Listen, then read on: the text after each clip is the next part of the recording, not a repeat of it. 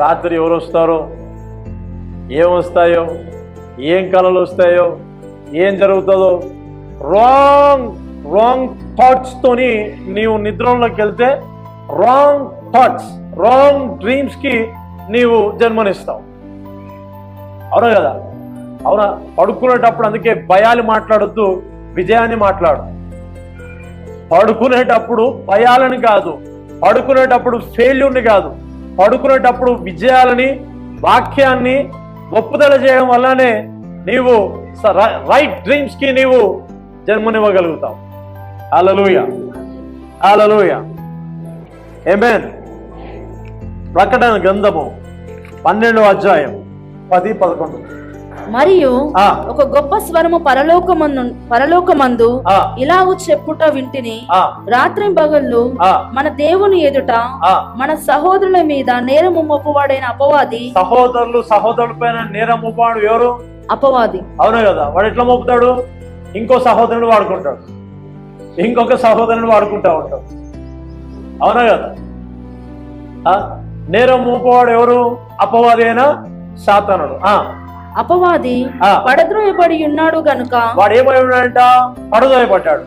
ఇప్పుడు రక్షణయు శక్తియు రాజ్యమును మన దేవుని వాయెను. హల్లెలూయా, హల్లెలూయా. నెక్స్ట్. ఇప్పుడు అధికారము ఆయన క్రీస్తు దాయెను. హల్లెలూయా. వారు గొర్రెపిల్ల రక్తమును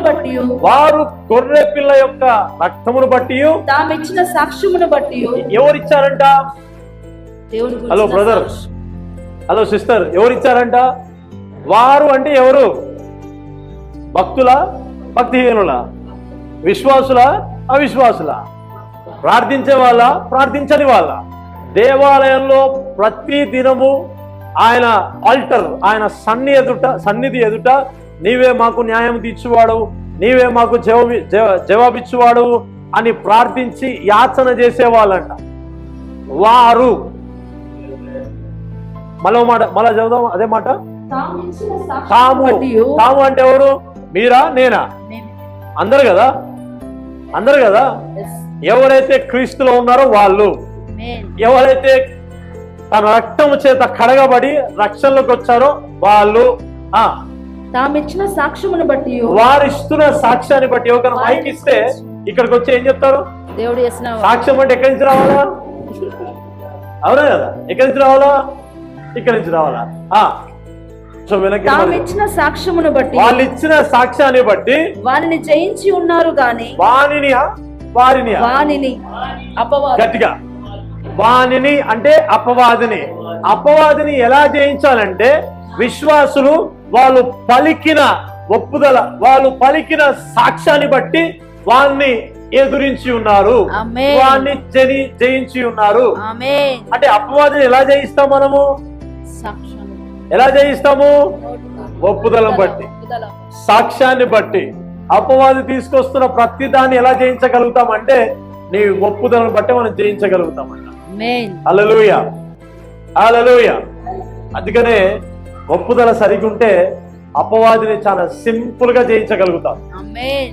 గిల్టీనెస్ అయినా, కండమనేషన్ అయినా, ఏదైనా సరే నీ ఒప్పుదలను బట్టి ఉంటుంది. అందుకనే కొంచెం ఏం కావాలంటే దేవుని వాక్యం కావాలా. దేవుని వాక్యం ఏం కావాలా? కొంచెం కావాలా. దేవునికి స్తోత్రం. దేవుని వాక్యాన్ని సరిగ్గా అర్థం చేసుకోగలిగితే నువ్వు ఏ సిచ్యువేషన్ ఉన్నా సరే, జాబ్లో ఉన్నా, ఇంట్లో ఉన్నా, నీ ఫ్రెండ్స్లో ఉన్నా, నీ సహోదరుల మధ్యలో ఉన్నా, నీ జాబ్లో ఉన్నా, అవునా, ప్రతిసారి ఏం చేస్తావంటే రైట్ కన్ఫెషన్.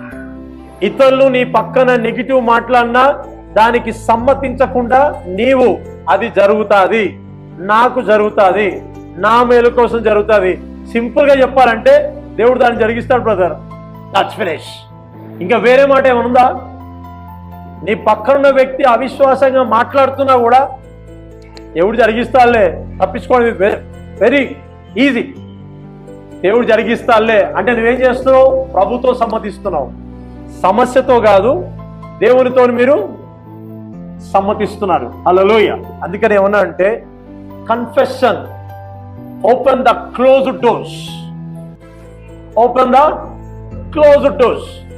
ఆల్రెడీ నీ విషయం అన్ని క్లోజ్ అయిపోయిండొచ్చు, కానీ నీ ఒప్పుదల మరలా నీవు ఆరంభించగలిగితే, వాక్యముతో నీవు మరలా నీ ఒప్పుదలను ఆరంభించగలిగితే, మూత వేయబడ్డ ప్రతిదీ నీకోసం ఓపెన్ అయి తీరుతుంది అంతే. హల్లెలూయా.